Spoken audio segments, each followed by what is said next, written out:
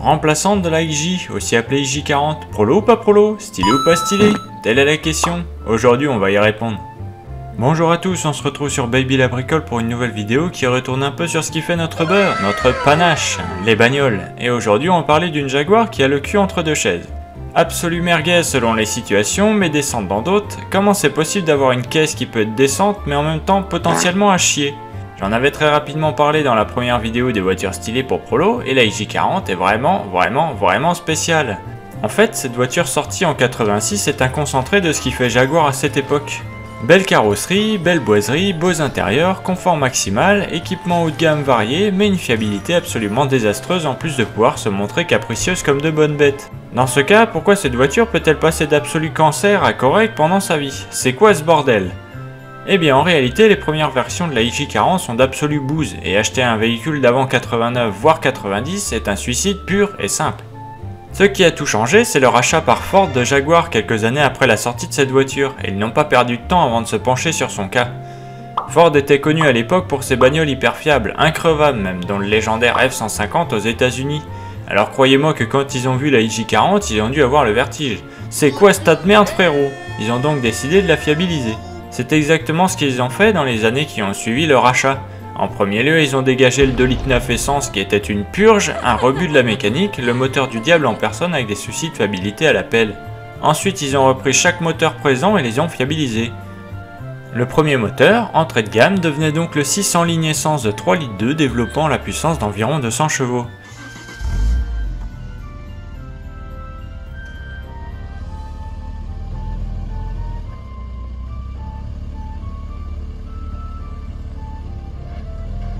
Suivi du 3,6 litres pour 220 chevaux et un peu plus de couple, se terminant par le 4 litres développant lui-même environ 250 chevaux.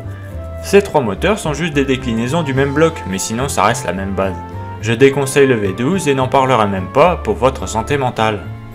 On retrouvera ces modèles équipés de rares boîtes manuelles et sinon une boîte automatique 4 rapports.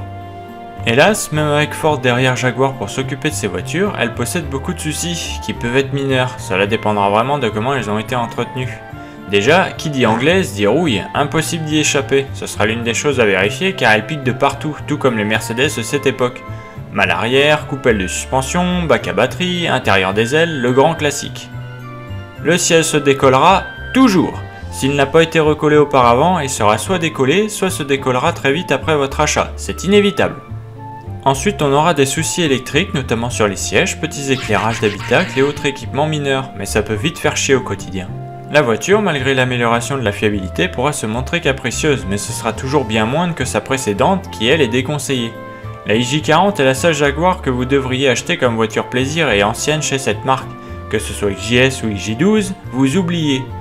La XJ300, également dénommée 308 en revanche, est plus moderne et une superbe alternative avec une gueule similaire. Celle-ci se trouve pile entre les Jaguars hyper fiables que sont les X et S-Type, mais conserve ce qui fait le luxe et confort des Jaguars ancienne génération.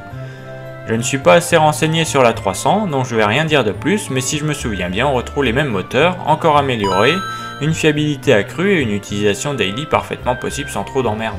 Au final, la XJ40 est une possibilité pour ceux qui veulent une belle caisse du dimanche, mais je resterai vraiment méfiant car ne pas prévoir un budget entretien conséquent pour ce genre de véhicule serait du suicide.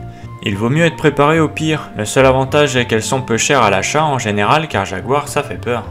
Si vous êtes chanceux, elle n'aura absolument aucun souci cela dit. Ce fut le cas de beaucoup de personnes ayant eu les modèles d'après 89 ou 90. Car si elle est plus ancienne, disons que vous faites mal tout seul. Ce sera tout pour cette courte présentation de la XJ40 et son histoire. Si cela vous plaît, je ferai d'autres vidéos du genre. En attendant, n'hésitez pas à vous abonner pour plus de contenu, lâchez le pouce vers le haut ou vers le bas, puis je vous dis à une prochaine.